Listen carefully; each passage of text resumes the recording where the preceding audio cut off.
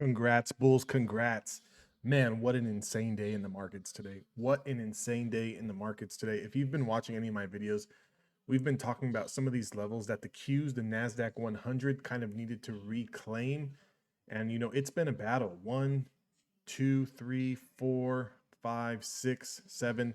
7 days out of the past 2 weeks, we've been getting rejected at the 50-day moving average, which is a huge supply zone for the Qs. And that level was $321. So today, when we gapped over $321, I mean, this thing was just, it opened up at 322.84 and it never really looked back. The second level that was going to be huge for the Bulls going forward, if we wanted to kind of reclaim some highs, was going to be the 324 area that we kind of spoke about on some of my videos this week. And we did it. So 324.53 is what we closed at, or 324.47 is what we closed at. April 1st, started the new month. Historically, April is always a good month for the stock market.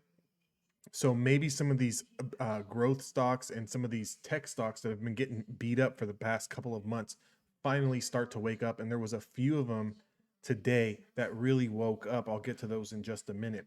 But going forward for next week, let's hope that this is not just an April Fool's kind of shakeout for the Bulls here on the Qs.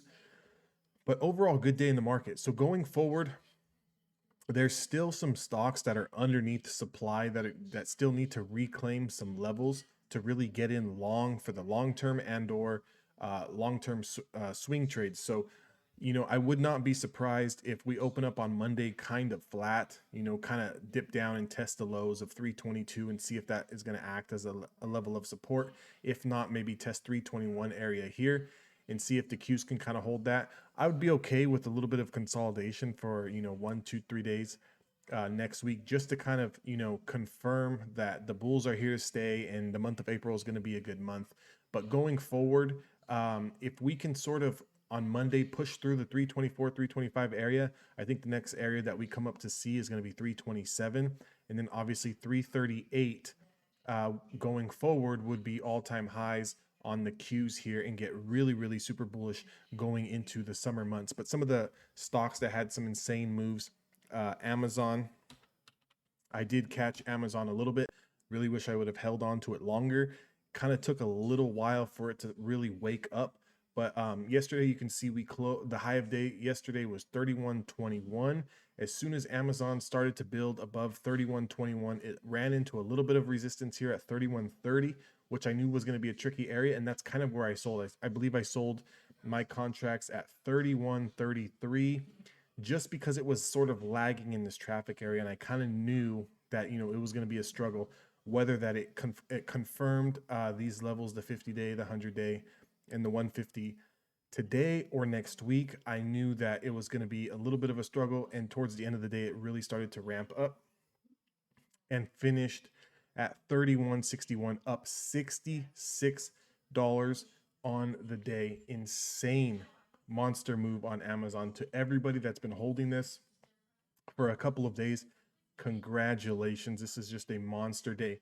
But going forward for Amazon, there is a huge level with a lot of potential upside, and that is going to be if Amazon can sort of reclaim the 381.82, 381.83. For me, what I'm looking at next week is 381.83.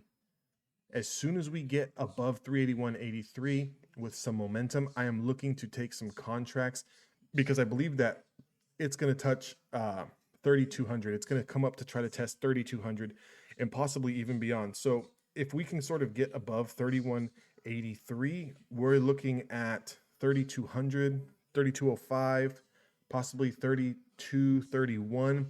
So again, let's let next week play out. Congratulations to everyone who was playing Amazon.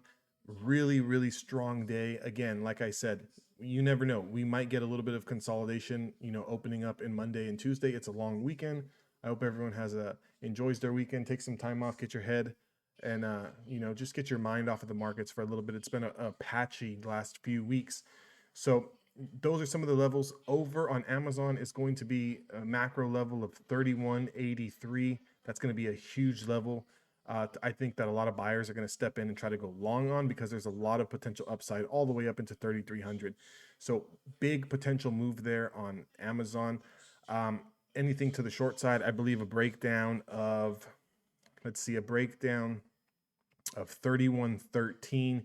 You could possibly retest 30.98. So a little bit of a move there. Look for some support there at the 5, 10, and 20 day demand zones.